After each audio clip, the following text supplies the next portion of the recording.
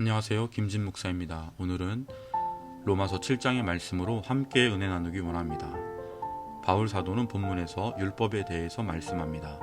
율법은 우리에게 죄가 무엇인지 정의해 줍니다. 또한 율법은 우리 안에 있는 죄를 드러냅니다. 율법은 우리를 구원할 수 없습니다. 그랬던 적도 없고 그럴 가능성도 없습니다. 율법은 죄인들에게 주어진 것입니다. 그리고 율법의 목적은 우리가 죄인이며 구원이 필요함을 보여주는 것입니다. 그리스도 안에 있는 하나님의 은혜에 대해 필요를 느끼고 그것을 갈망하기 위해서는 먼저 율법이 우리에게 유죄를 선고해야 합니다. 바울 사도는 예수님을 만나기 전까지 자신이 율법을 따르며 꽤 괜찮은 신앙인으로 산다고 생각했었습니다. 그때까지 율법이 진정으로 요구하는 것이 무엇인지 깨닫지 못했었습니다. 거룩함이나 하나님을 지극히 사랑하고 이웃을 자신과 같이 사랑하라는 것이 무엇인지 이해하지 못했었습니다. 그러나 후에 자신이 죽었다는 것을 알게 됩니다. 하나님의 법을 지키는데 완전히 실패했고 무능력하다는 것을 알고 자신이 정죄받아 마땅한 자임을 알게 됩니다. 스스로를 구원하지 못함을 직시하게 됩니다.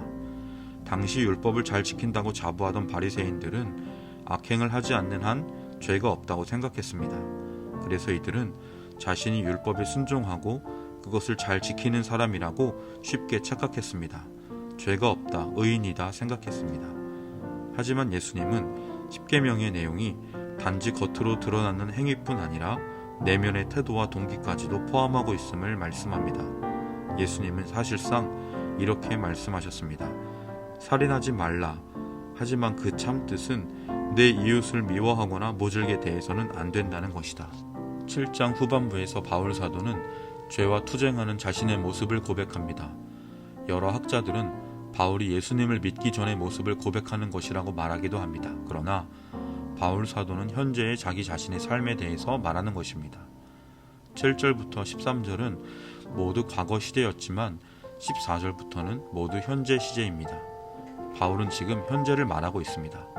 바울 사도는 그리스도인일지라도 스스로의 힘으로는 율법을 지킬 수 없다고 강조합니다.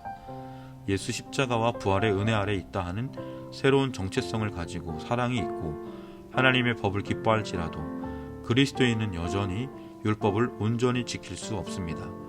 죄를 더 이상 짓지 않을 정도로 성숙한 그리스도인은 이제껏 아무도 없습니다. 더 성숙하고 영적으로 분별력이 생길수록 자기 속에 있는 죄를 더 많이 보게 될 것입니다. 더 경건해질수록 자신이 경건하지 않다고 느낄 것입니다. 더 경건해질수록 자신의 경건하지 못함에 더 많은 눈물을 흘리게 될 것입니다. 바울은 어느 누구도 죄와 싸우지 않을 만큼 성숙하지는 않았다 말합니다. 이 말씀은 우리에게 큰 위로를 줍니다. 많은 그리스도인들이 죄와 힘겹게 싸우면서 자신을 끔찍한 사람이나 매우 악하거나 미성숙한 사람이라고 자책합니다. 하지만 로마서 7장은 죄의 유혹을 받고 죄와 싸우는 것, 더욱이 죄에게 패배하는 것조차 성장하고 있는 그리스도인들에게 일어날 수 있는 일이라고 우리를 격려합니다.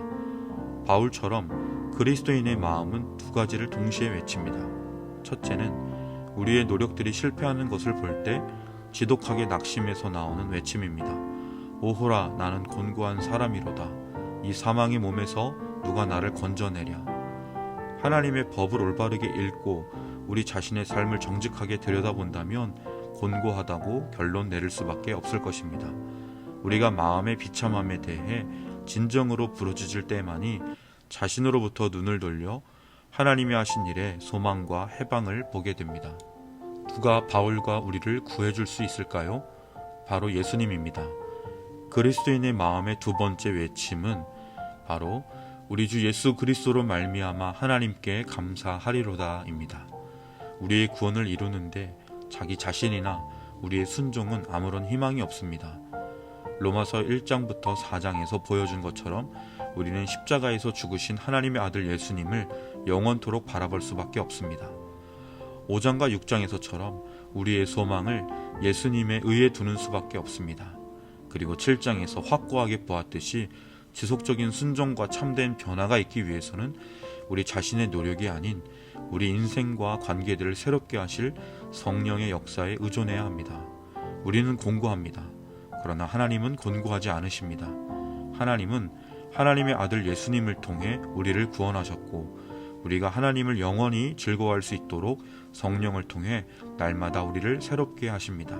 오늘도 이 은혜 안에 기뻐하며 감사하며 승리하시길 주님의 이름으로 간절히 축원합니다. 기도드리겠습니다. 참 좋으신 하나님 아버지, 우리를 위해 하신 하나님의 일을 기억합니다. 예수님을 보내주심, 예수님의 오심과 사심과 죽으심과 부활하심, 그리고 승천하심과 성령님을 보내주심, 그로 인하여 우리가 그 은혜 안에 구원받고 새로운 피조물이 되어 하나님의 가족 자녀로 천국의 소망을 안고 기쁨의 하루하루를 살게 됨에 감사를 드립니다. 오늘도 그 은혜 앞에 합당한 감사와 순종의 하루가 되도록 우리의 걸음을 주님의 뜻대로 인도하여 주옵소서. 감사드리며 예수님의 이름으로 간절히 기도드립니다. 아멘.